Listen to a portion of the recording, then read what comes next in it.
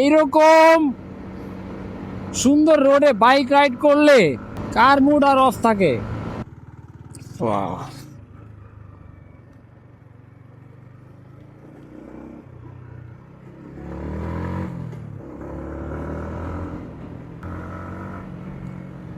তুই শহরের মধ্যে বাইক রাইড করতে করতে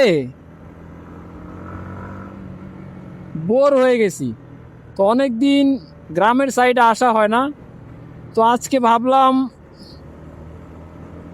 যে একটু গ্রাম থেকে ঘুরে আসি। ওয়াও,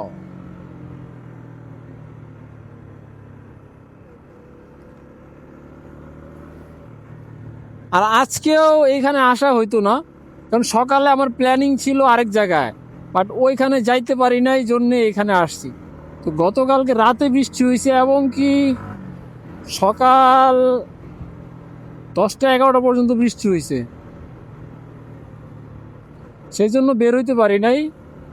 তো যেখানে যাওয়ার প্ল্যানিং ছিল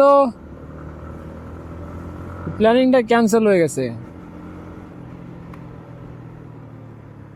সেই জন্যে ভাবলাম যে একটু গ্রাম থেকে ঘুরে আসি।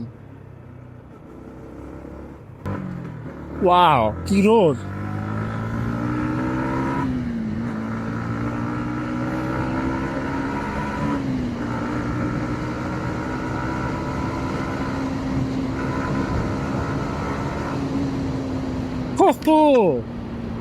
এটাই তো মজা। এইরকম সুন্দর রোডে বাইক রাইড করলে কার মুড আর অফ থাকে। ভাইজারটা খুলি, দেখতে পারতাছি না। হ্যাঁ, এটা হচ্ছে পাম অয়েল গাছ। এখানে বসতি একবারে নাই বললেই চলে।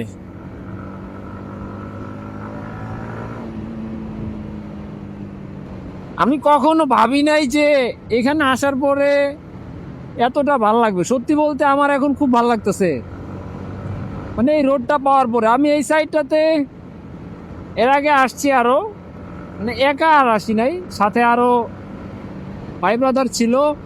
খুবই নির্জন একটা জায়গা।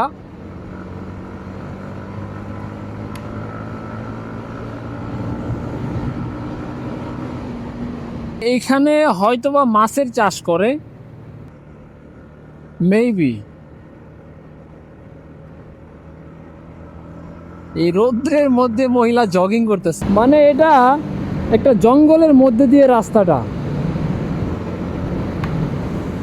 সামনে একটা পুলিশের গাড়ি আছে, যাক আমার তো কোনো প্যারা নাই।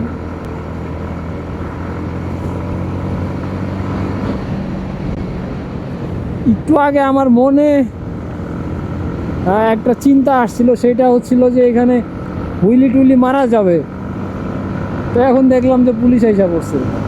এখানে গরুর সাইনবোর্ড লাগানো আছে, তার মানে এখানে একটু সাবধানে গাড়ি চালাইতে হবে, যে কোনো সময় কোনো গরু ছাগল আইসা পড়তে পারে।